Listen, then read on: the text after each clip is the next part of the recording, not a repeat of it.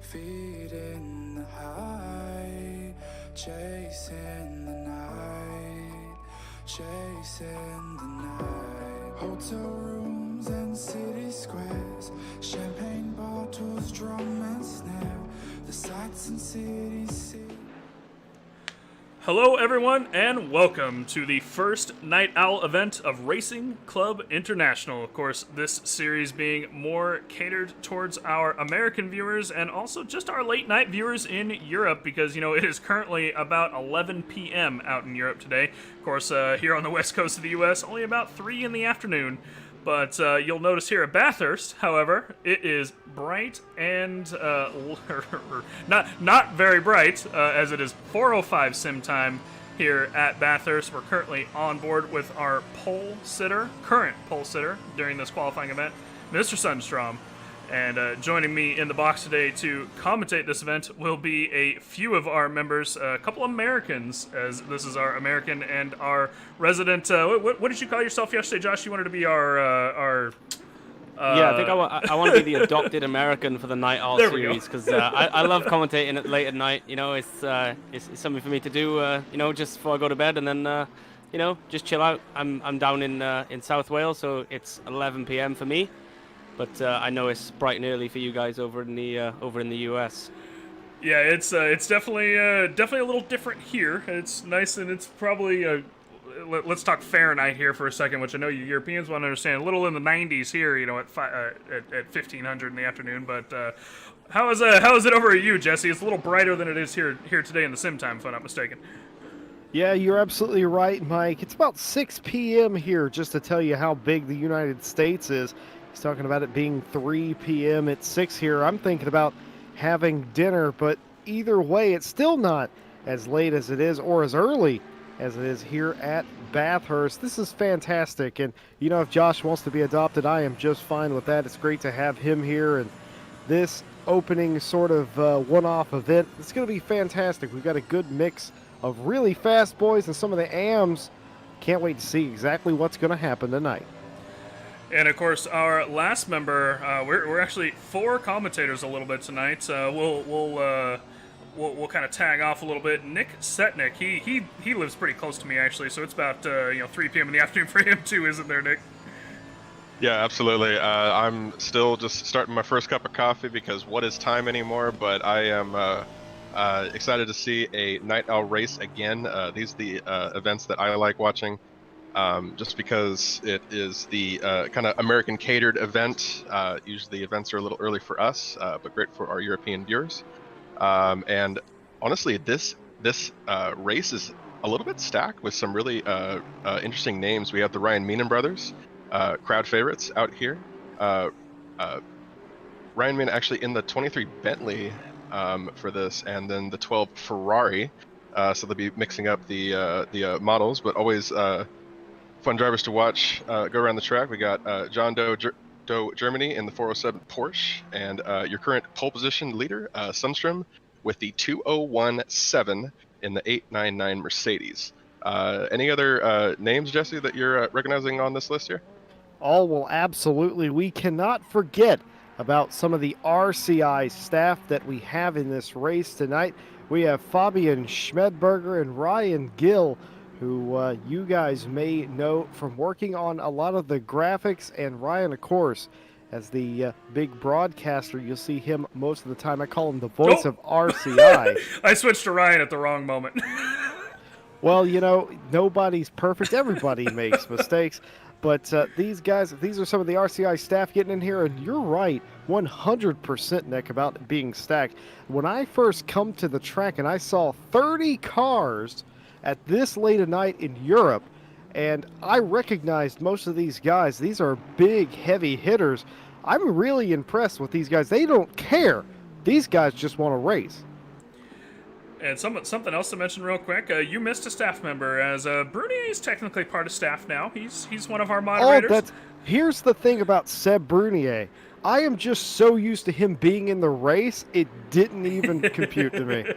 He's just we always also have racing. Liam Felton as well, who another RCI member of ours. I'm not sure he's set a time yet, but he's out there, and I think Ryan Gill spinning there, Jesse, is the old commentator's curse you seem to pull on people whenever you mention their name. Well, just call me Nostradamus because I actually told him we were ribbing each other in the chat the other day, and I said, you better hope that you don't enter a race anytime soon because I will curse you into the nether realm. And instantaneously it happened today, Ryan, so that's exactly what you get for making fun of me. Yeah, I will give any chance I can to take a shot at Ryan. So, if we get a shot to make fun of him during a race today, that works for me. Jesse, you don't end up racing a whole ton. I don't really either, but I've at least had a couple races that you guys have commentated over and have been cursed for. So, you know what? I think it's time for Ryan. Everybody takes their turn up on the naughty step, and today some of these drivers are going to take their turn being cursed by us. That's just how it works. It's going to be a little bit different format today, of course. It is the Night Owl event, and we have 4 people in the booth. This is fantastic.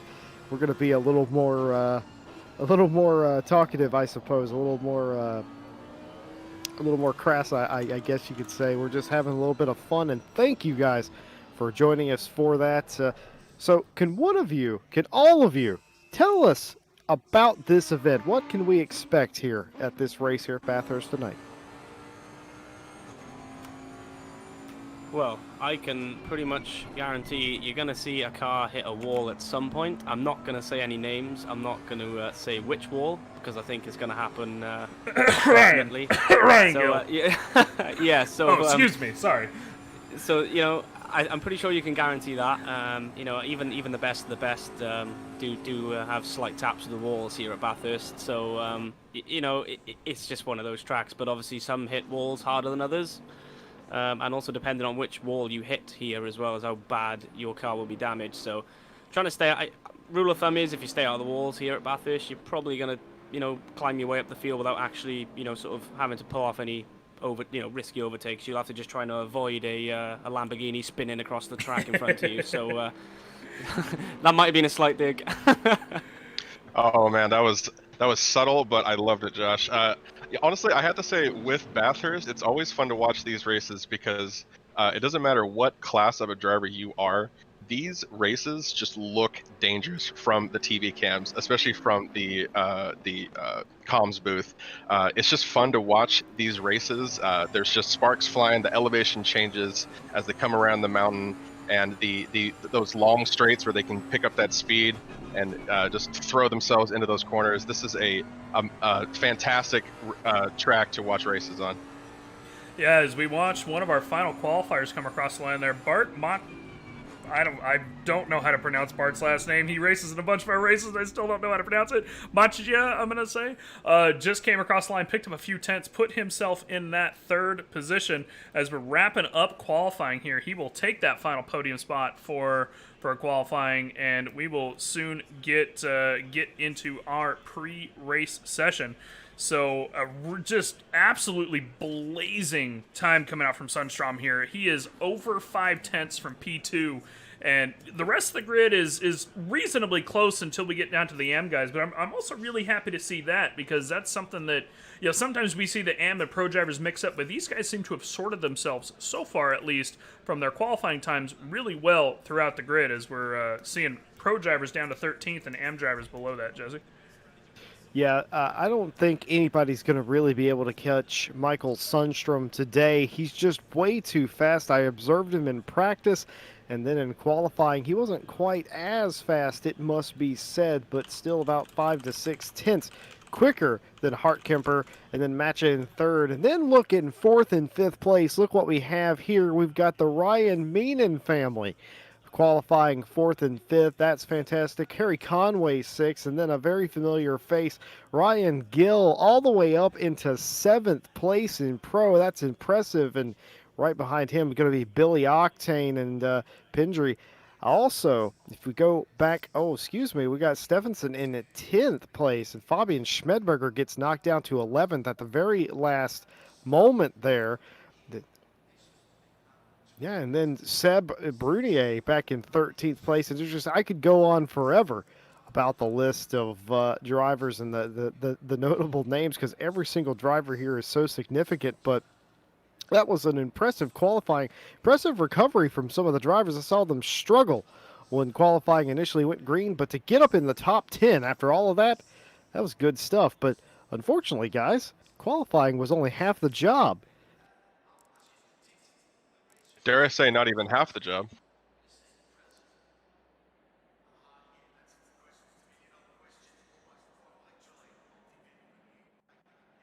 I was trying to answer the question.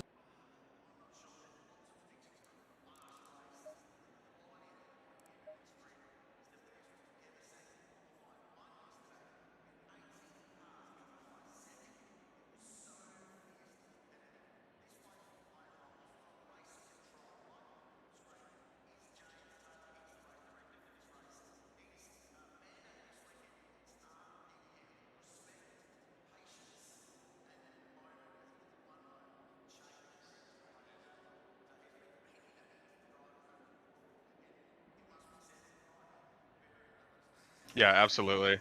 And with the names that we're seeing on the timetable, especially in the pro split, I think this is going to be a highly competitive race. I think this is going to be a fun 1 hour run around Bathurst. Not as many laps as other tracks due to its length. So there's a lot of ground to make up.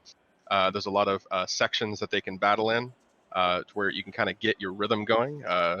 As always, the Ryan Meenan brothers hanging on to each other for for their times that they set in qualifying, right there on 4th and 5th. But at the top, we still have Sundstrom setting that time, being almost half a second faster than Hartkamper in the 1:10. So that is going to be your first and second. Third and fourth, third being Manager. I was so much more confident about that until Mike messed it up, and now I'm not confident about it. But you got it. That's Matcha. You've called races with him in it before. You got this. I know. So yeah, we have yes, the 404, two Bentleys in the third and fourth, the second row there. Go back to Harry Conway in the 28. Sorry, it was a little blurry on my screen. Ryan Gill in 7th position, a staff member at RCI in the 63 Lamborghini. That's your first Lamborghini on the row, actually. Billy Octane in the 333 Bentley. 9th and 10th being Jay Pendry and Stephenson in an Audi and Bentley, respectively, with their own Fabian Schmedberger in 11th. John Doe Germany in 12th. 13 and 14 is Bernier and Coombs, also in Aston Martins. And then going into our AM split, 15 and 16, B. Pennington, C. Mathis, 17, Reisner, and 18, Silva. In the first BMW on the line up, actually. And then coming to our first McLaren on the line, Booth in the number 16 McLaren, swaying down at the 20. I mean, it is nice. I think it contrasts really well. We actually haven't talked about liveries a whole lot yet. I think the jury's still out on that one, I'm afraid.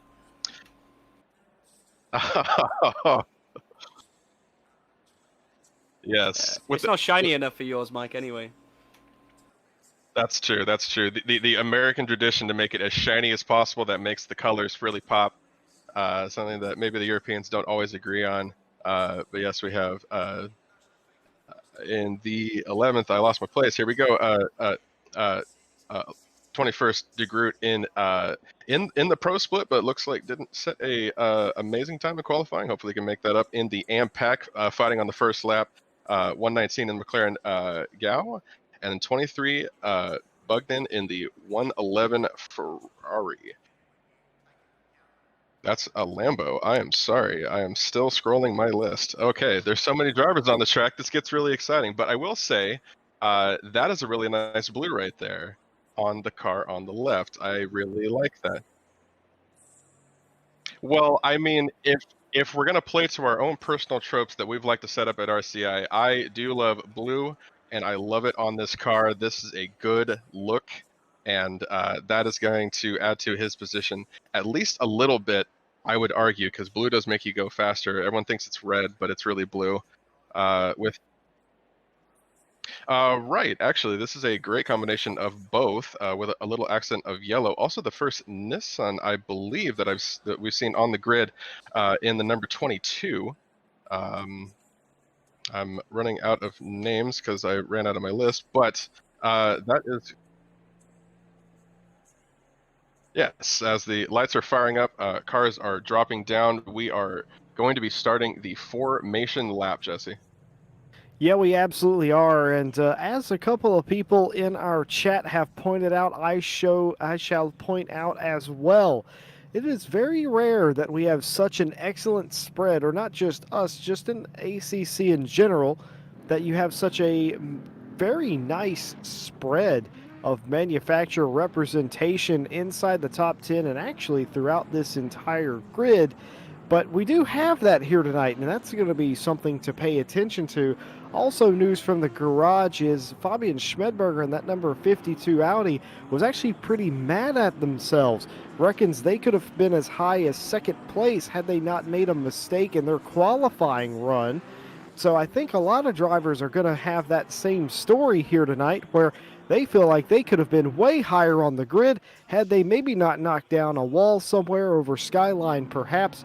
But look at this. Look at all of these cars, 30 plus cars here at Bathurst for the Night Owl one-off race. We're glad that you guys are with us here in the chat. Go ahead and tell us who your favorite driver is, who you're rooting for here tonight. You certainly have a lot of choice. You're spoiled for choice, as they say.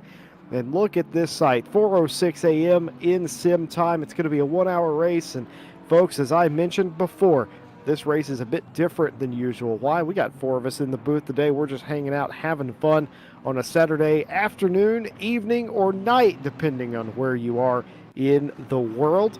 And there is no live stewarding in this race. Again, a one-off event. This is going to just, whatever happens, happens. Whatever happens, stands here. There may be consequences in the future for those that are a bit too naughty, but other than that, it's just meant to be fun, and I think these guys are going to be incredibly entertaining. Josh. Yeah, definitely. I can't wait for this race. And as we have to do the part where we don't like doing, we have to make a pick. I'm gonna go for Cormac Ryan Meenan in the Ferrari. I love a Ferrari. I'm a bit of a Ferrari fanboy, if I say so myself. You know, I look at my Ferraris like Ryan looks at his Lamborghinis.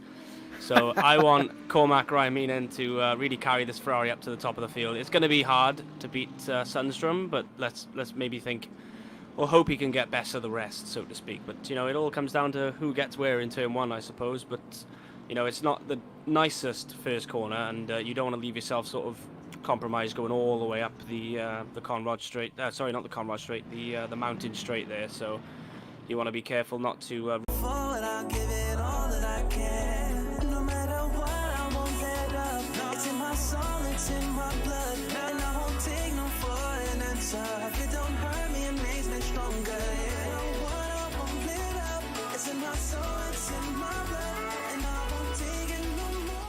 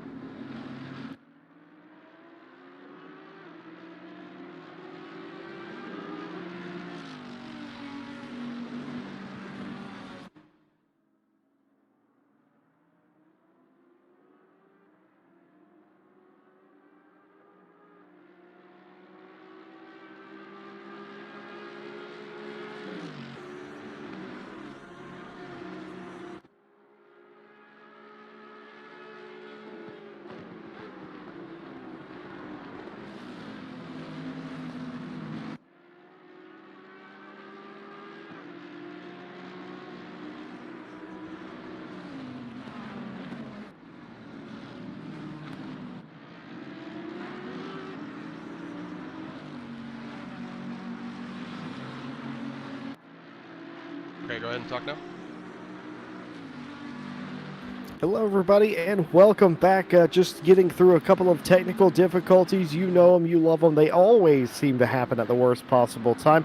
You've joined us here at Bathurst, and you've also joined Killian Ryan Meenan going a bit wide there, but getting it all back in line. He's going to lose a spot or two, but missed the opening start in picture form, but don't fret. We didn't really miss a whole lot of anything. Only had one car really go off, and then as pictures resumed, there was Killian Ryan Meenan is going to get tapped. He's going to be sideways, and that's going to cause him to lose more spots, and it's also going to cause him damage, flashing the lights in frustration, it would seem, as now he's been dropped well down the order, and that's exactly what can happen here. Everything happens so quickly, and all of a sudden you go from running inside the top 5 to being all the way back, threatening to drop out of the top 10. Yeah, this is what I was trying to say in in qualifying. You know, just the slightest little bit of contact here at Bathurst is so unforgiving, and you know, you get a slight tap, and then all of a sudden you're in a wall to no fault of your own. But we know Killian's got the pace, so let's see if he can fight his way back up towards that top 5 group. And so Cormac Ryan Meenan gaining 2 positions there from that bit of contact. I think is it Mattiger got caught up in that as well. So. And also our very own Ryan Gill now up to P5 as well. So all to watch as Killian Ryan Meenan there catching the gravel on the on the exit of turn 1. So we've got Ryan Gill now under pressure from Billy Octane in the Bentley. He's going to move to the outside of this corner now. So he's not going to be able to hang it around the outside there. So he'll have to sit behind him throughout the whole mountain section now. Well, that's what usually happens. Anyway, Ryan get a little bit too close to the wall than he would have liked there. So let's just see if he can keep it nice and clean through the mountain, because if Ryan actually does have a bit of an incident now, he's got quite a train behind him to cause a bit of a traffic jam. As I'm sure you've probably seen this a few times, Mike, where there's been a bit of a traffic jam at Bathurst. I sure have. I was involved in a 3-hour Bathurst race a few months back, and it was this corner right here, actually, that we're watching right now, I believe. There was a big old pile up there. I got caught in it myself coming up. I think it was like lap 4 or so, and it just caused some damage for the rest of the day. It was not a good time, but that's the thing about Bathurst. Somebody loses it, and you're... Ryan Meenan's in the wall. To go. Ryan Meenan's in the wall. Killian Ryan Meenan, sorry. Let's see. It looks like he has had actually potentially retired a pit. So it looks like we didn't catch that, but he potentially had enough damage earlier that caused him enough. Yeah, I just caught it on my own game. I left it from an onboard from earlier on, and he just catches on the corner you were talking about, just catches the gravel on the outside and basically went sideways down the mountain section. So I think one car hit him. I'm not sure exactly who it was, but we'll have to wait and see. But I can't see anybody that's fallen down the grid massively apart from obviously Killian Ryan Meenan. So hopefully nobody else got caught up in that. Yeah, unlucky for him. I mean, it is not a good race for him so far already. That's hitting the wall twice now, and of course he is now retired down to the pit, so that should put him out for the race. So his brother, though, up in 4th position, Cormac, currently in his mandatory pit stop. Not sure if he got some damage or if he just decided to take the pit early and clear it out. But hopefully he'll be able to make up the positions for his brother Killian. Of course, Cormac and Killian are local favorite brothers here, or one of the set of our local favorite brothers. Is we have a few that race with us, and very, very strong competitors. Upset by Killian not being able to make it out today, though, Jesse. Yeah, that's what it started so promising, and then that's how quick things can change. Really, is. You have something that says minor as a little bit of contact here, and then all of a sudden you're into the wall, and then you have damage, and then you're into the wall again, and then your day is unfortunately done. And that's not how you want it to be, but sometimes that is just how it happens. It's also interesting to see here too, guys, that both Cormac Ryan Meenan and Fabian Schmedberger have come in and completed their mandatory stop as early as possible. Guys, I think that's the best strategy today because, and that's counterintuitive to what most people will tell you to do, but it's the right strategy today, and I'll tell you why. Because you don't want to be in the pack of cars. You don't want to be in a group of cars. Like, for instance, Harry Conway, who's had the most tremendous amount of contact. Seems like all four corners of that car are crunched to bits. He's limping back to pit road. He is off the racing line, so that's good. He's yielding, I should say, to the other cars. But I think Fabian Schmedberger and Cormac's pit stop, I think that's brilliant, really. I think Cormac's also had trouble here because he's dropped down to 21st. He should be up there where Fabian He took is. his pit stop. Well, so did Fabian, and Fabian's still up to 16th. Ryan Gill pictured here making a looked pass. like Fabian literally came in, took a splash of fuel and went out. I think Cormac had a bit of damage potentially. So, because Cormac was already in the pits before Fabian even stopped in his box. So I think Cormac maybe got caught up in the little incident. It couldn't have been the one with his brother though, because his brother was behind when he went off. So unless he sort of carried him down the hill and took out the cars in front, but not too sure. As we've currently got Ryan Gill side by side coming up to is this Quarry Bend, I believe it is. I'm not up there on my corner names of Bathurst, but he's managed to defend the Bentley again into the coming up to the left-hand hairpin now to go up the mountain. And pretty much if you can stay in front from here, you can pretty much keep the car behind. But it's not nice when you've got especially a car the size of the Bentley all over the back of you. It's you pretty much can't see anything else other than the big Bentley's headlights, in especially at these conditions. So let's hope Ryan can keep hold of it there. So what do you think? What do you think of the race so far, then, Nick? I mean, very exciting. We see a couple people dropping off the line already. Those early mistakes are very punishing at Bathurst. As was mentioned, the walls are vicious here, and the track is so tight that a small miscalculation can end your race like that, and that's always unfortunate to see. But I'm loving the professionalism from our RCI drivers and how they are taking that. If they had to retire to the pits, that is an unfortunate thing. But it's always good to see the professionalism. As we've been watching, Ryan Gill is just under fire from Billy Octane in that Bentley. That's been terrifying. Just Ryan, for the last couple of laps, or the first couple of laps of this race, we're only about 10 minutes in, has just been under fire from Billy Octane, who has been putting the pressure on for the mountain, and that 63 Lamborghini is trying to keep Ryan Gill safe, but it has to be intimidating to have the Octane's Bentley just completely all up in him for basically every lap except for this little bit here. But coming up to the mountain, he's actually just trying to overpower him as he keeps whipping out, trying to grab some advantage off him, and Ryan Gill is just barely hanging on, Mike. Yeah, I mean, the problem for Billy at this point, Nick, is that Lambo has one of the best straight line speeds of any car in this game. And, even with that slipstream that Billy has coming up behind him, it's going to be so difficult to come and pass him. He's going to try to look to the inside just to scare Ryan a little bit, but Ryan's really going to have to make a mistake, and he actually slides, goes a little bit wide there. Billy is on the side of him now, but I don't think he's going to be able to slide past him. He's going to have to fall back in line because the cutting is not where you want to pass somebody. But I think that the best bet for him is just going to be patient.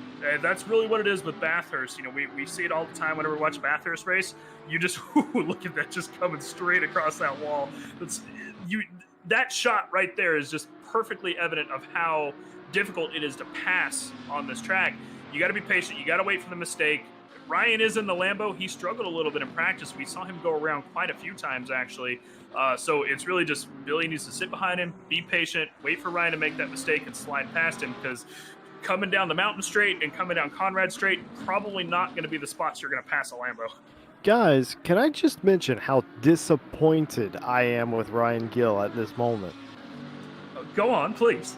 Let's talk about it. Well, Ryan Gill is a fantastically gifted driver. It's hard to not like Ryan, right? And he also has, a lot of graphic design skill. Pretty much most of the graphics that you see on screen is made by Ryan Gill. So he's really gifted in that way. And we've seen some cars that he's entered in the past. They're fantastic. They're beautiful looking cars.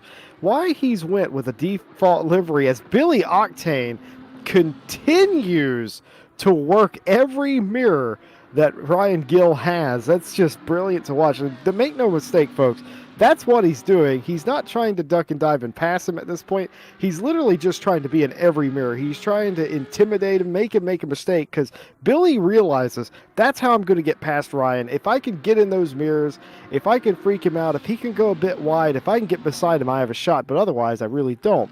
But no, Ryan's really good at making liveries and everything, and he showed up today with a default livery. I'm going to have to talk with that man. So I talked about him to him about this morning for us, I guess, because me and him were running some practice laps this morning because I was supposed to be in this race, and then Nick was having internet problems. Like, oh, jump into broadcast, and then I was having internet problems, and so here we are.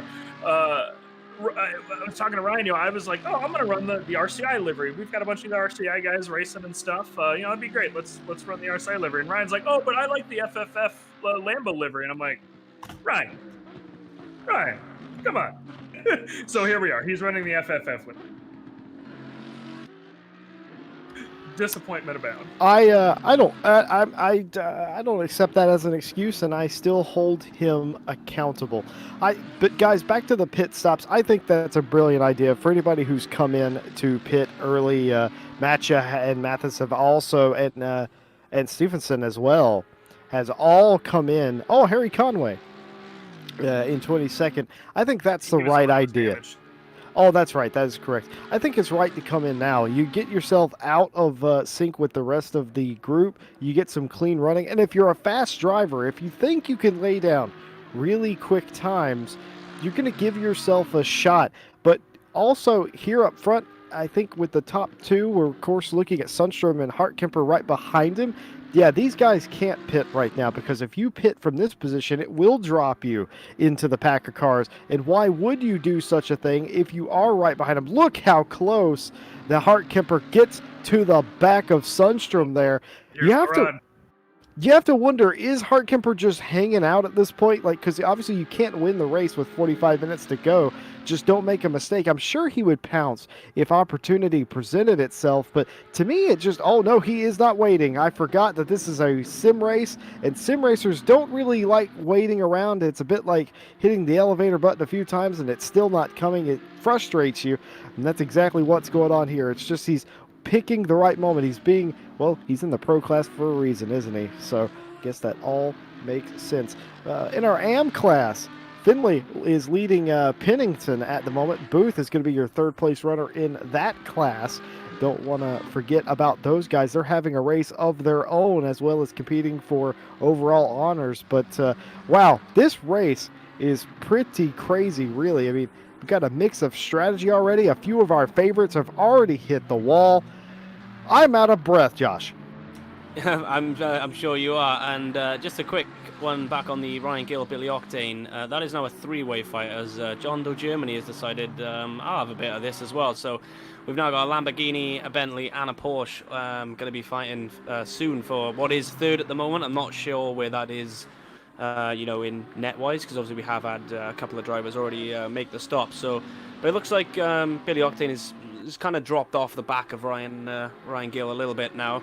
I don't know whether he's just giving himself a little bit of space, just in case any, you don't want to be too close to somebody following through the hill. Anyway, I've had a couple of bad experiences there myself, so I know what it's like. But he kept his nerve, Ryan Gill. So let's see what happens in the next phase of this little battle. So John Doe Germany now needs these guys to keep battling so he can jump on the back of them there. But I think the gap was around 4 or 5 seconds, and he's managed to bring that down to 8/10 now to the 333 Bentley, as Ryan catches a little bit too much curb there, but shouldn't compromise him too much coming up to turn 1 here.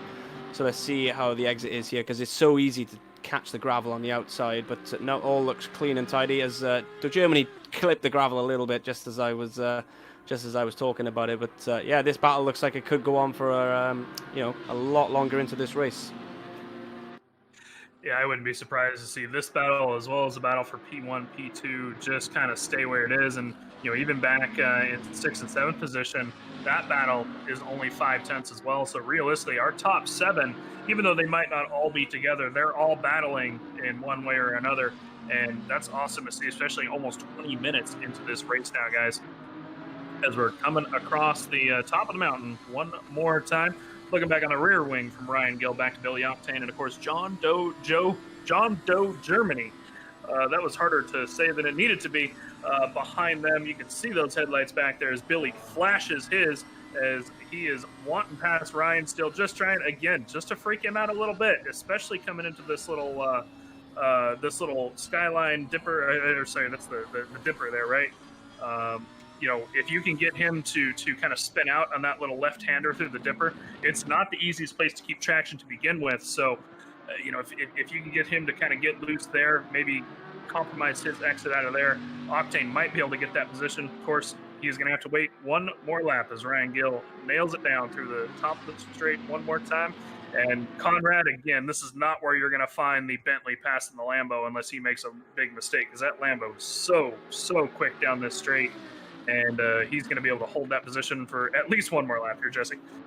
Yeah, I have to admit, I'm fairly impressed. Even knowing Ryan Gill's skill behind the wheel, I'm really impressed that he's been able to keep Billy at bay to this point. But it is side by side in the final corner. He's not going to be able to do it. Ryan positions himself excellently, has the correct or the best line, I should say, and gets away cleanly from that. But I am impressed with he's kind of sticking with Billy Octane, and keep in mind he's not losing Hartkemper in second place that much either. The pace seems all very relative for all of these guys so far. But this battle, as Josh pointed out earlier, this has become a three-way battle. John Doe Germany is there now, and this is really dangerous for Billy Octane, because if Billy goes offline or attempts to make another move on Ryan Gill, that could go wrong, and John Doe could get up into the fourth position and then have a shot at Ryan. Yeah, Ryan tagged the wall there, and that's the mistake Billy was waiting for. Unfortunately, just not enough. He didn't compromise his... Oh, John Doe Germany into the wall. Yeah, Bathurst, you just see that constantly as you see the sparks flying off the back of that Lambo. You're just constantly that close to the wall, and if you just compromise your exit ever so slightly, it will cost you. As I just realized, Jesse, a real quick note, our AM class leader looks like he attempted to take his pit stop potentially and then sped in the pit lane. He's got to stop and go 30. That's going to push him back down the order, as Pennington and Booth now going to take the top two spots in AM. So a quick update on the battle for AM, which is currently overall 8th position. Finley gonna have to lose that one. Unfortunate for him, but it looks like John Doe Germany here. John Doe, I'm just gonna call him John. I give up kind of. I think you guys gave him a new nickname, John Doe Joe. He sounds like an action figure, doesn't he? That's awesome. John Doe Joe. I love it. Fantastic. But yeah, so he didn't lose too much after he tagged the wall there, and of course Ryan didn't either. I mean, they are definitely behind on their laps. This is going to be a pretty slow lap. It looks like they lost quite a bit. Let's see, about 5/10 off P2. So Ryan, that lap ran a 2:03.6, where their fastest lap, actually Ryan's fastest lap is a 2:03.5. So even with that contact on the wall, still pretty quick. These guys are definitely keeping up the pace. And now that they're kind of in a rhythm here, I'm curious to see maybe they even pick up a few more tenths and maybe chase down P2 there, Josh. Yeah, agreed. The front two seem to have, kind of pulled out, was it, almost a 10-second gap, shall we say. But I definitely think Billy Octane does have the pace on Ryan, but at the end of the day, if you haven't got track position, you can't show that pace, and Ryan is doing a fantastic job of parking that Lamborghini where it needs to be to hold the Bentley off. So, he's doing a fantastic job of holding on to the final podium position at the moment. But I've just been keeping my eye on the pace of Fabian Schmidberger and Cormac Ryan Meenan as well. They are lapping around the same pace as 3rd, 4th, and 5th at the moment. So, the mid 2:03s to the low 2:03s, really. So, those guys making those early pit stops, as Jesse has mentioned earlier on, they have given themselves a bit of space. I believe they've caught the AM class now, but has that sort of been able to run in that clean air for, a good, I'd say 10, 15 minutes. It's kind of an undercut, a very long, drawn-out undercut, but I think that it may pay off towards the end of the race. I'm not too sure what you guys think, but I can't wait to see where Fabian and Cormac end up, sort of, when everybody else has done their mandatory. Yeah, so that's actually a question I want to pose to Jesse Lee, because we actually didn't get to talk about our picks because my stream ended up dying. Oh no! We have Hartkemper actually off here. Looks like I'm not sure where this is at on the track. Is this at the end of the chase here? I think that is second position, guys. Now down, he is losing position after position after position. This is going to drop him down to potentially about 10th place. And that is unfortunate for him. No, this is I think this is at the top of the this is the end of the chase here. Also, John Doe Germany has moved up to P2. What is happening? Wow, and Ryan and Billy stayed the same way as well. So that means John Doe was able to slide past the both of them, and he's actually put a little bit of a gap there. He's almost 2 seconds up. So I think John was waiting for it. He's faster than both Ryan and Billy, and he was just waiting for that pounce.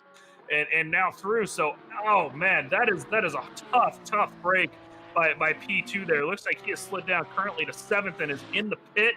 Hopefully he doesn't have too much damage. He's able to come back out, because he was really giving Sunstrom a run for his money there for a second. So either one of two things happened there. Ryan Gill and Billy Octane got into each other a little bit, or the fact that either one or both of them slowed each other down so much that John Doe Germany in that outdated Porsche could get around them cleanly. And I wouldn't be surprised if it was the second option, because look at the pace out of John Doe Germany now in that 407 Porsche. He is absolutely flying around this racetrack at this time. He, again, 2 seconds the gap he has pulled out. That is fantastic for him, and it's also pretty good for Sunstrom as well for the moment. Sunstrom was getting his back bumper beaten off for the first half of this race, and all of a sudden he's got clean and green room. We have no idea what happened there. It's so strange to see a car sitting there. I can only imagine there was contact, guys. He may have caught some curb, because I think that's the easiest thing to do there. It looks like in the chat here, somebody's telling us he only has about 2 seconds of damage, so I think he may have just clipped the wall. But having been doing some practice today on this track, hitting that curb coming out of the chase, it is so easy to just bounce yourself, because it's one of the places that you will lose traction regardless as you come around the first left-hander there, and you catch that curb slightly, it will just throw you. And so I would not be surprised if potentially that's what happened. He just kind of tagged the wall. So hopefully not too much damage. He's able to get back out on the track. Cycled out in 14th position. So that should hopefully give him at least a run for the top 10 at least still. Wow, I have papers flying. Sorry, Josh. I have papers flying in the booth here. I'm trying to keep track of who pitted because of damage and who pitted because of strategy. Josh, help. Right?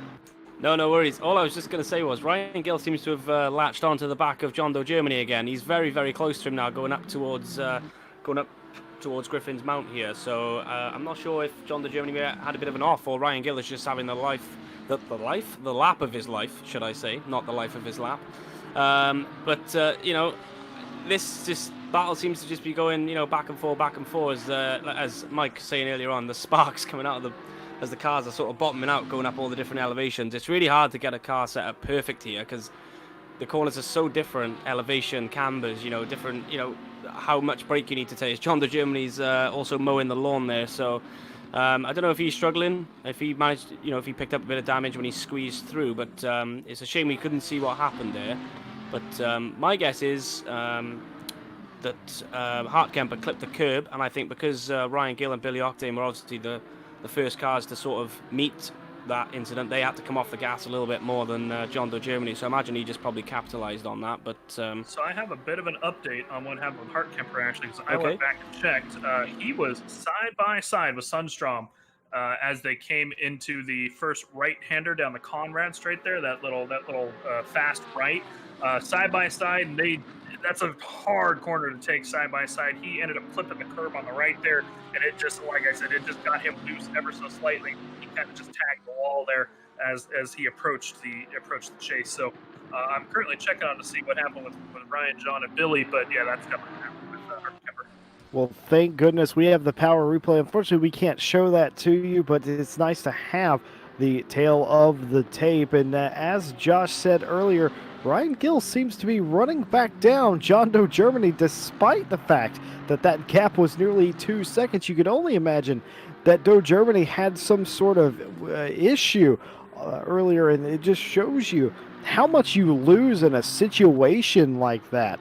I mean, it's so on the top of this mountain, it's such a hard place to pass. It is an easy place to lose time, however, certainly as somebody who majors in losing time around a racetrack, I know all about that. It's all about maximizing your entries and your exits and your throttle inputs. As we have a car sitting backwards, that is the worst place to be sitting backwards on the track there. Hopefully he can get it righted. He hasn't yet. He did the right thing. He held the brakes, but still a scary moment. Thank goodness there's a spot where he can pull out where there are no cars, and he's going to get going the right way.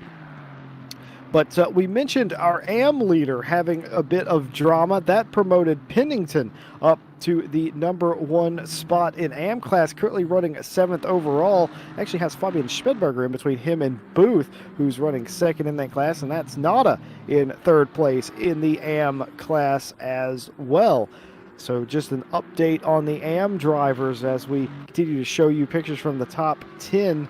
There's just so much going on. It's hard for race director Nick Setnick to show us everything because there's so much going on. Nick, you sweating yet? Absolutely. I love double-clicking on cameras and making things as exciting for the viewers as I possibly can. But with so much action going on this track and things can happen so quickly, this is definitely giving me a run for my money, at least, to make sure that the viewers can see as much of the action as physically possible. We are currently on the AM leader, Pennington, who has Schmidberger right behind him, looks like, and will be trying to fight his way up into the top 7 there. But yeah, this battle with Ryan Gill trying to hold off Billy Octane, it was so interesting to watch John Doe Germany. See, now Mike messed that up. Now I'm messing that up too. John Doe Germany. It's just John. We're just going with John. Yeah, it's just John now. Sneaking into 2nd place, which was a huge opportunity that he took and succeeded at. Going in, we're actually approaching the halfway mark of this race already. I can't believe 30 minutes has already gone by. Just to go and show you how much we're going through to get this broadcast to you. But yeah, this 3-way battle, I think this is going to carry on for pretty much the rest of the race, with Sundstrom maintaining the distance ahead of the rest of the podium that are currently fighting for 2nd place as the race director announces the halfway point. But John in the 407 Porsche holding on to that space, and we are going to see if Ryan can grab any distance. But while he's got Billy Octane on the back of him still, that has not let up since the flag dropped. And so, speaking of this battle, I did happen to find what happened there. So it was related to the Hart-Kemper incident. Looks like, as kind of I think as Jesse alluded to, or Josh, one of the two, Ryan and Billy both kind of were scared off by Hart-Kemper being in the middle of the track. They overshot their braking point as they tried to dodge around him, went into the dirt, into the chase, and that allowed Joe... I'm just going to go with John. It's just John. Guys, what is happening to you? I don't know. I wasn't planning on commentating today. I was planning on racing, and so I can't names today, I guess. But yeah, so it just Hart-Kemper spinning just allowed John to slide down past them. So I think that this is going to be our battle of the race today. I don't think that these three are going to give it up at all. We'll have to see how the pit stops. Of course, in this race, they do have to take the pit stop, and all they have to do is take fuel. They have to put 1 liter of fuel in, and that's it. And now they're catching a little bit of lap traffic. Well, that is Finley, who was the AM class leader earlier, who got that stop-and-go penalty. We'll see if this potentially plays into it as well. As Bathurst with lap traffic is not easy. They're going to stack up 1, 2, 3, 4 across the top of the mountain here as they're waiting to file past Finley. We'll see if they're able to get past him cleanly, as the blue flags are waving for him back in 18th position. But of course, it's there we go. A little bit of lag, I think, from Finley coming out there, as we saw him kind of dip off the track and potentially hit the wall. Not really sure. Hopefully, he'll just get out of the way now. But he looks like he might be having some ping issues. I was watching him earlier, and he was not having too many ping issues. But if he starts to cause us a problem, we'll keep that in mind. Of course, we do. I'm logged into the server as admin. I can, disqualify him if we have to. Hopefully, we don't have to do that. But luckily, that was a very scary moment there for the three of those guys, Josh, and they were able to slide past. Yeah, it's so hard for a lapped car or back marker, whichever you want to call them, to sort of get out of the way there in the mountain. Sometimes it's actually more risky to try and move out of the way. It sometimes might be better to just sort of sit behind him until this straight here, and then then let him pass. But obviously these guys don't want to waste any time. And John Doe Germany, because I can actually say it, has actually put. He's the biggest. He's the biggest gainer out of all that. He seems to have pulled out a little bit of a lead over Ryan. So Ryan Gill is 1.4 down on his time. Billy Octane is 1.6. John Doe Germany is only 9/10. So he's the biggest. He actually earned out of that. So. But Ryan does seem to catch him and then lose the time coming back down the mountain. So the Lamborghini seems to be very, very strong in the first half of the lap, and then the Porsche that John Doe Germany is running today seems to have the second half of the lap, which it's quite surprising, as you've alluded to, Mike, that the Lamborghini does have the straight line speed advantage over the cars around it. I'm not really sure what what sort of kilometers an hour difference is, but I can imagine it's probably 4 or 5, which makes quite a bit of a difference, especially when you're defending. Yeah, I mean, and then he's got that slipstream from the Porsche as well, so I think that's going to be Ryan Gill's play here today for this last 26 and a half minutes or so of this race that we have, as we're watching these guys come across the cutting here as they cross the mountain straight one more time up to the top of the mountain. And these guys are kind of back a few tenths from each other at this point. Of course, Billy about a second and a half from Ryan, actually. So we'll see if he's able to catch back up. But Ryan did fall back a little bit on John, but I think, there's the grass. See, there's Bathurst. Immediately, you hit the grass a little bit, there's going to pick up those few tenths. And as I was trying to say, I think that's going to be Ryan's play here, is coming off the Conrad straight or even possibly Mountain straight, coming in and dive bombing into that corner off the straight, as he is coming down into the force elbow here, very, very close to that bumper. And he's going to try and get this run down the Conrad straight. We'll see if he's able to get it into the chase. Of course, peeking out a little bit to the right, just kind of throwing John off his rhythm just a little bit as they're going to come across. Ryan's actually going to take the inside line here.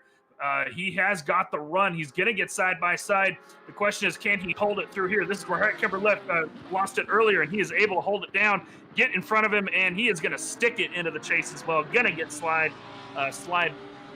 going to get that slide pass done, and he is going to go back up into P2. Well, I suppose first time in P2, because it was Hart Kemper that was in P2 earlier, and he's wrecked. So, and he's really compromised his exit, as John Doe Germany is straight back on the tail of him. They're going to go side by side now into turn one.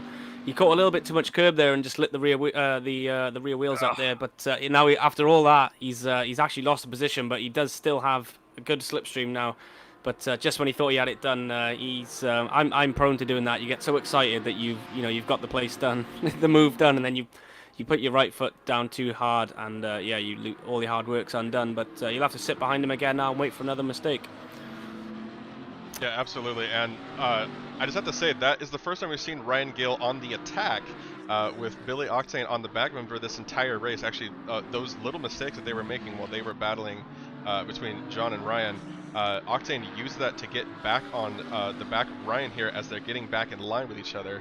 But yeah, that was great to see Ryan Gill on the attack trying to make that ground, but that tiny little mistake, that miscalculation, threw him back into third position, and that is something that he's going to have to fight for as he comes back over the mountain.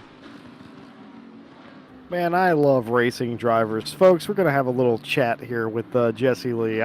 This is the mind of a race car driver. First place is 15.5 seconds of loss. Sundstrom, really strong driver. He backed it up in practice, qualifying, and he's done in the races. Ryan Gill tags the wall there just a little bit, I believe. So we'll have to see what that does. It certainly has backed him off of the back of Doe Germany at this point and helped Billy Octane get back into the fight. He's gained nearly half a second or more at this point on these front two. But just talking about the mind of a race car driver for a moment. Doesn't matter if it's a real thing or a sim, it's all the same as John Doe Germany has hit the curb and he's exited stage left there. That's a massive moment and a massive move. We're going to see the replay. Oh, yes, coming through the chase. He absolutely just loses it, gets onto the gas, spins it around.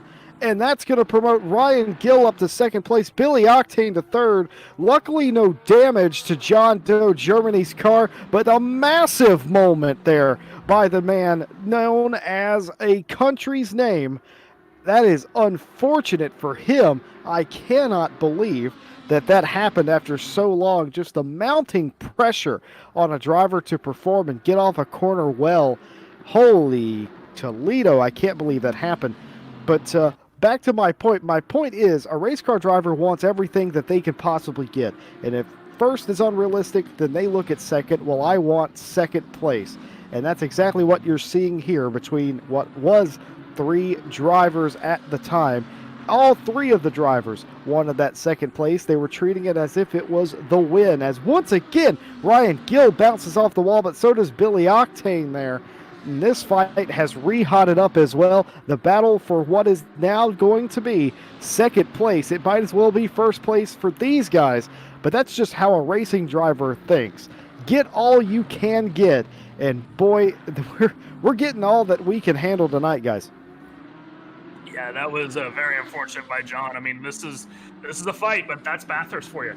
Little small mistake, boom, done. That's the end of it. And you know, unfortunate for him, he happened to make a mistake at the wrong spot. Because as we just saw Ryan and Billy bounce off the wall a little bit. Definitely a mistake. Maybe caused a little bit of damage. But in the end, all it really did was lose them a tenth or two, and it's really hard to pass up there. You spin on the straight, very similar to Hartkemper did. Hartkemper's back in 10th, and granted, he's made his pit stop. A few guys ahead of him haven't. Luckily, John didn't lose quite as much time as Hartkemper did, but a very similar situation.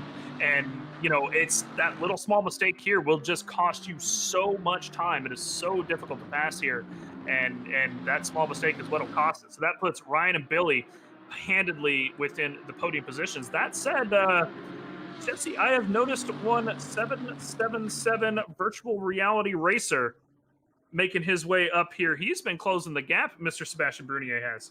Yeah, he has. And here's the really interesting thing about Seb. Seb was down in like 17th or something earlier. And yes, I know he hasn't taken his stop. But to Mike's point, his pace has been very remarkable as of late. I've been noting that as well. And look where he is now. He's up in 4th. Even after the pit stop, by my calculation, he's not going to be down where he was before. He stands to gain a bunch of spots. That's pretty impressive, really. I'm not exactly sure what Seb had for dinner tonight before he showed up to this race. Of course, it's well after midnight. It's Sunday where he is. But whatever he had for dinner is certainly working. He's showing it on the track. Yeah, just fantastic by Brunier. Of course, he's one of our more consistent drivers that we'll watch, come through our races. He's just, the man is just, he might not be the absolute quickest on the track, but he's the one that is not tagging the wall every other lap. And now I say that, and he's going to, because, commentators curse, it's my turn, right? But, it's just that. I mean, the man is just so consistent. Same thing with Fabian Schmidberger. He took the early pit stop. He's in 6th place, I believe. If I can get Nick just to swap the stack back to the main to the main stack real quick. Yeah, so Schmidberger actually is first place of people who haven't pit. Now that said, he isn't going to cycle back out in first place by the time. Guys, just quick. A lot of time. What's up, Josh? Jumped on board with Fabian, and he has a smashed windscreen and a lot of bonnet movement going on, and he is losing a lot of time to Cormac Rymena. I think he's had a bit of an incident somewhere along this lap, guys. Oh my goodness, the dramas keep coming, the punches keep being thrown here at Bathurst in the Night Owl one-off race here tonight for us. And well spotted by Josh there. Yeah, that car is very clearly off the pace. It's hobbling along. Massive moment and massive damage for Fabian. And that's going to just crush all of his dreams. And we can pretty much just forget everything we were saying previously, I think. That's going to that will eventually promote Cormac Ryan Meenan to the first driver that has pitted. And just by the way, Seb Brunier on schedule comes into pit. He pits out of 4th place at the time, so pay attention to where he filters back out. I imagine he might still be in the top 10, guys. Yeah, I would not be surprised, especially with these quick pit stops. Okay, Josh. But I think Fabian was a factor for this, for the one of the podium positions, if I'm honest. I think the strategy he was running, he had a good 7 to 8 second lead on Cormac Ryan Meenan. So once Ryan Gill and Billy Octane pit, it'll be interesting to see how close Cormac Ryan Meenan is. Then, try and gauge that. Not that it matters now, but try and gauge that 7 second gap there and figure out if pitting early was the way to go. Because him and Cormac Ryan Meenan have been, looking at the last times, they've been, probably the most consistent, along with Seb Brunier, for the most part of this race. They've just been pumping in the consistent lap times, So that is a massive disappointment, because I honestly think Fabian was going to be at least 4th, in my opinion. Yeah, I concur with that. I mean, I was trying to get there with him, and I'm just gonna say now, he hit the wall before I started talking about him, and that's what I'm holding to. Don't at me on that one. So I did not curse Fabian Schmidberger today. No, sorry, Bob. And that's just what we're sticking with. So Jesse, don't even begin to debate it. I already tweeted it, mate. I am sorry for you on that. Hashtag blame Mike. Hashtag blame Mike. It is in full effect tonight. And if you've just joined us, it will take some explaining for you to understand what has happened here. Welcome to the Night Owl race at Bathurst. It's currently 4:53 a.m. 16 minutes in the race to go. We had an hour whenever the clock started ticking. Sundstrom has led every lap today, though he has not been without challenge, though he is now clean and free from the pack. Only lap cars to worry about. Has some 19 seconds over second place Ryan Gill, who's been perpetually in a fight with Billy Octane and John Doe Germany. And guys, just as we said earlier, we wondered where Seb Brunier would come out. Brunier is in 5th place. He is the highest of the runners that have not pitted, and that is very interesting, really. Unless that timing and scoring hasn't updated yet, that is really impressive. That just notes the pace that Mike pointed out earlier of where he has come alive and has laid down some laps. Cormac Ryan Meenan in 6th place at the moment. That might be a battle between Seb at some point, and I think, yes, 3 seconds the gap. I'm unsure if Seb can advance even though the people in front of him haven't pitted. I don't know exactly what the pit delta is around here. I was just looking at that, Jesse, because Seb Brunier's last lap was a 2:42.5 compared to John's, which was a 2:03.5. So that gives you, 39 seconds? And we're looking at a 38-second gap? Oh, my goodness. This race keeps on giving. How come everything... Oh, and I think that's going to be Billy Octane ducking into the pit road to do his mandatory stop. He's had enough looking at the back of a Lamborghini and has decided to go ahead and get that stop underway. I would not be surprised at this rate if Ryan Gill does not come in on this lap. That seems to be the typical MO in this situation. But Mike, that is fantastic information. Keep your eye on the 777 and the drivers in front. This will be very interesting. Yeah, I want to see where he comes out in relation to Brunier here, as Brunier is now coming down into the chase. So I'm looking at my own screen right now, looking at Billy. He is currently in his pit box. He just dropped the jacks, and here he comes out of the pit. He's going to cross the pit line right now and nail the throttle down the mountain straight. So we can see there is Brunier. We're going to see him coming around the corner, and right there, as the camera decided to point backwards, but you're going to see him come across here towards the end of the straight as Brunier crests T1, and see that's going to put him, maybe 8 seconds back or so? Actually, oh, wow. That's 14, 20, 23 seconds back, actually, on Billy. So perhaps Brunier just had a long stop then in that case. I'm curious to see what Billy's lap time is on this lap, just to see how much time he actually lost. So we'll cross that in maybe about another 80 seconds or so, and kind of come back to that and see how much time he actually lost in pit, because that's going to be telling here, Josh. Is we got 1, 2, 3 still need to pit, and pit stops what's going to make it. Yeah, we sure do. And I think the delta time we were looking at just now, Mike, was a real time. So I think it was only like a 14-second loss. Not loss, but 14 seconds in front of Brunier, not the 29 or whatever it was. So I think he should be. I think it was about right, about the 39 to 35 second pit delta. But hopefully, John Doe Germany can avoid repairing his damage, because he's actually running faster. There goes Ryan. Yeah, there he is. He's coming. Oh into the pit. Massive incident for Ryan Gill. He gets it wrong coming into this S-turn pit road, and that's going to be massive damage, Josh. Yeah, that's not good. But I've done that myself, so I'm glad I'm not the only member of RCI that I've got someone I can talk to about it now, and we can sit down and we can support each other in this bad time. But there's Sunshine coming out of the pit, by the way. I just noticed. Yeah, so that's our leader back out in front, as we both expected. Well, say both, as we all expected. But that now brings Doe Germany back into play, because he is lapping faster than Billy Octane and Ryan Gill before the pit stop. So very quick update on Billy, by the way. 2:32 on his outlap, so he only lost about 25 seconds. Oh, so that is interesting. So maybe who pitted earlier on? Was it Seb? Yeah, maybe he had a little bit of damage, or he had to take more fuel. Maybe he misjudged it or something. So maybe he was running lighter at the start of the race. But yeah, so Billy Octane seems to have gained then from his pit stop, which is good. But hopefully Ryan doesn't get too much damage. Ryan did not repair. He is back out on the track. Okay. Yeah, he's only got 11 minutes left. I think he said screw it and went back out.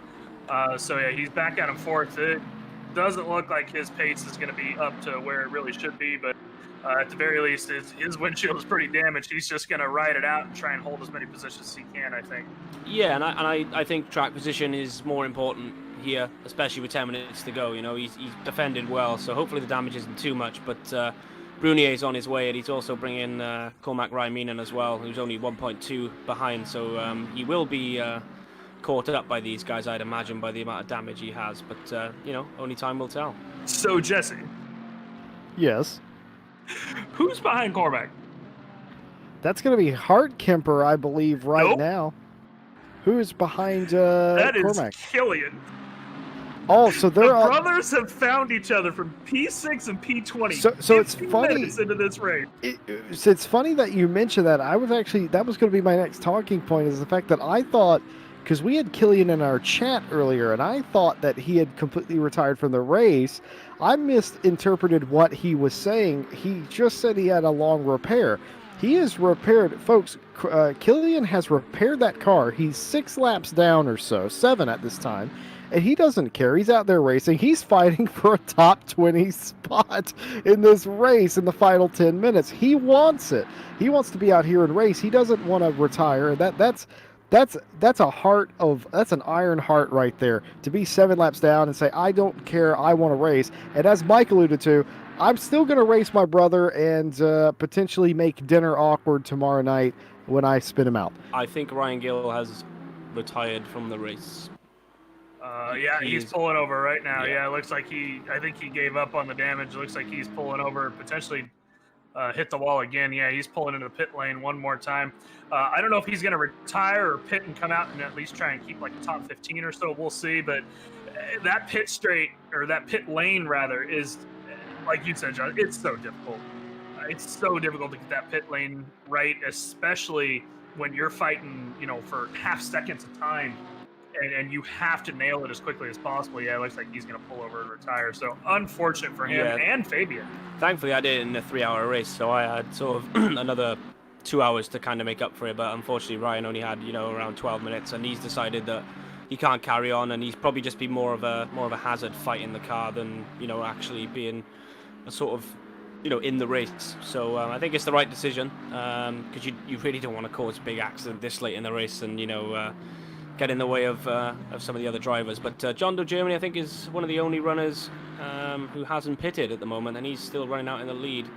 as we speak. So let's see where. Let's see. So he should lose, let's say he loses 25 seconds. That's going to put him out right next to Billy, give or take. So it's going to be interesting. You know, I think that he's going to hold on to the podium spot, as Bernier and Meenan are still just a little too far from P3. They're currently 16 seconds off Billy Octane there. I don't think that Bernier and Meenan are going to be able to make up the time here with 7.5 minutes or so left to go. That said, I think that these two are going to fight all the way to the finish, of course, and you know, they're pretty close now. I think that Billy, we'll see where John comes out of the pit. Sundstrom's already walked away with this one, assuming no further problems. He's just going to walk away with the win. Dominating performance by him all day long, from practice to qualifying to race session. And it's really just going to be the question of who's going to take P2, P3, who's going to take P4, P5. So I don't know, Jesse, what do you think? Well, first of all, I just want to give a call to John Doe Germany. He is the leader of this race by virtue of not pitting yet, but he has maintained enough contact with Sundstrom to take that lead in that case. So credit to him. He'll be the, unless something untoward happens, he will be the only driver today that can claim that they've led laps other than Sundstrom. So good on him. Fantastic to get the older model Porsche up at the top of the grid. So good for him. It'd be interesting to also see it, like you said, where he filters out with Octane and Brunier. Brunier, of course, right now under fire from Cormac Ryan Meenan. I don't know if these two have ever actually had to race each other. I can't recall a single instance where Sebastian Brunier and Cormac Ryan Meenan have actually had to go toe-to-toe, especially at the end of a race. But this is going to be incredibly interesting. I suppose John Doe Germany's strategy at this point is to pit on the last lap or so, or something like that, which is perfectly fine. So you can do that. It's just you don't really see that. Typically around now is where you'd see the last time you'd pit, but he certainly did not come in. As we go back to Sebastian Brunier, who is again under fire from Cormac. Cormac right behind him. Cormac's playing it real chill at this moment, which it's sort of what I associate with both the Ryan Meenan brothers. They're only aggressive when they feel they need to be aggressive, and that's pretty fantastic to see, because they'll go from being docile. They're like a cat. They'll go from being docile to clawing you because they feel like it. Also, I want to update the AM race. Booth has actually got in front of Pennington, which is interesting because that was reversed earlier. Booth was several seconds behind him, and somehow by virtue of a stop or something happening to Pennington that we did not see, Booth is your AM leader at the moment. It's going to be Am, Pennington, and Mathis is going to be your top three in that class right now. And by the way, guys, those Am drivers, they're all running inside the top 10. Yeah, it's awesome to see these guys run in the top 10. And of course, it is, it is Bathurst. We've seen quite a few people, not a lot of like direct incidents. A couple in the first couple of laps, but these guys have been racing really cleanly with each other, just not racing cleanly with themselves, because most of the offs we've seen traditionally here at Bathurst are self-given issues, I guess. Such as Ryan Gill coming into the pit lane, or both second place drivers that at times today have gone off by themselves. Both John Doe Germany as well as Hart Kemper earlier. Small problems like that are bound here at Bathurst, and that's what's going to cause the problems. Is people kind of know that you can't overtake across the top of the mountain, and they're okay with that. They kind of hold back, wait for the mistakes, and then take themselves out and lose 10 positions. So I'm at least glad to see that John here has potentially held on to the podium position. It would take a miracle for him not to get the podium position, as he should be pitting this time by, and be a big stretch for him to catch up, or for Brunier to catch up. Is actually, we're going to see Ryan Meenan go down with Brunier here down through the chase, and he is going to make that pass. That is not something I expected to see. The Ferrari does not generally have the straight line speed. I wonder if Sebastian kind of compromised himself coming down out of the forest elbow, but wow, Cormac, Ryan Meenan taking Brunier down in the middle of the chase as we cross the line with them. 2 laps to go for these guys. We'll see if Brunier is going to be able to make that up, but yeah, that's not easy to do on a man like Brunier there, Jesse. No, it's not. Brunier is a guy who will, he's not dangerous or violent in his defense, but he's. Luckily, I've never had to defend against Seb, but everything I've seen from him the past 6 to 7 months of racing, he will make you put your car on an absolute needle head to get around him because he knows where he needs to put his car, and VR helps you with that. I am a big advocate of VR because I think it makes you. It immerses you and it makes you a better driver in the sense that you can pinpoint your car, and Seb's really good at that anyway, so that's what he does. He's going to make you put it in a place where he has no choice but to let you go, and that's exactly what we saw there. Seb had his car positioned in a great spot.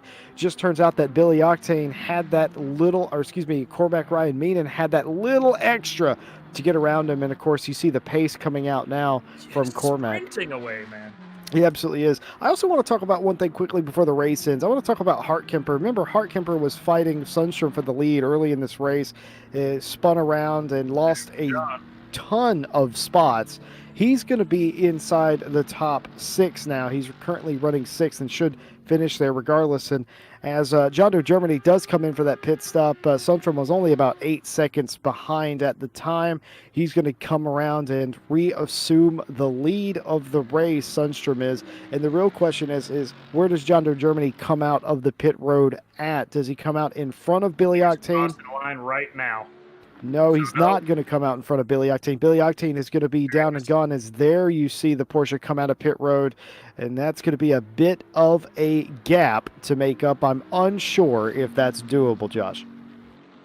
Yeah, but as you can see, he's a lot closer to Billy Octane now than when he, obviously when he had his accident, he fell around sort of 8 to 10 seconds behind Billy and Ryan at the time.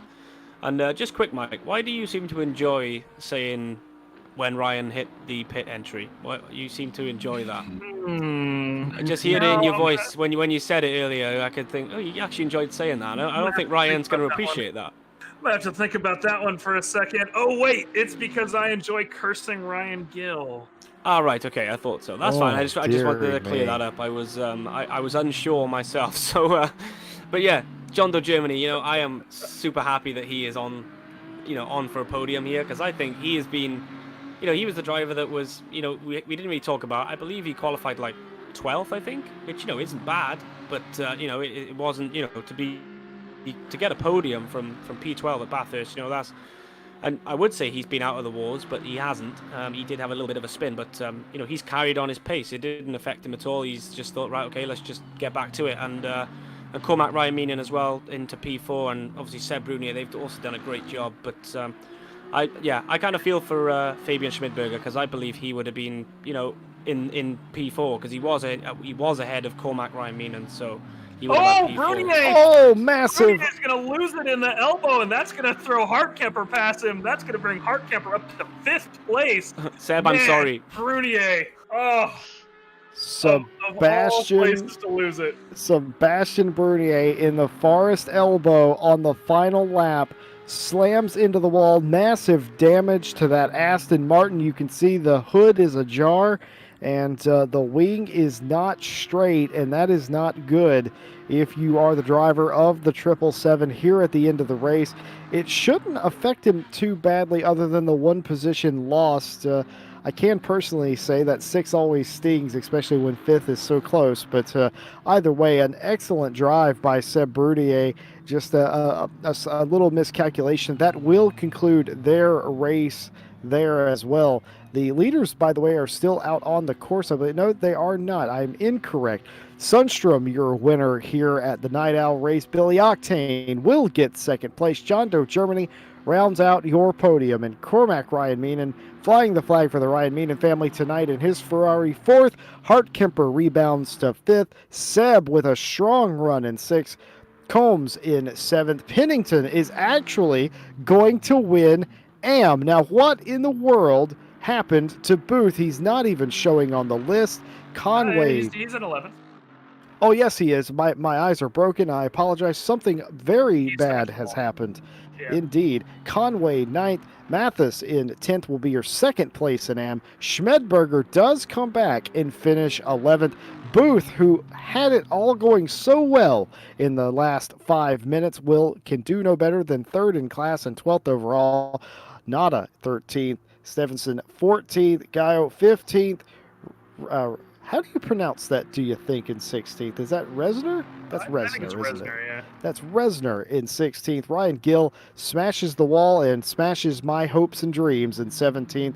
Fulcher in 18th. Killian Ryan Meenan does 19th. He came back out on the track, guys, and got 19th place out of it.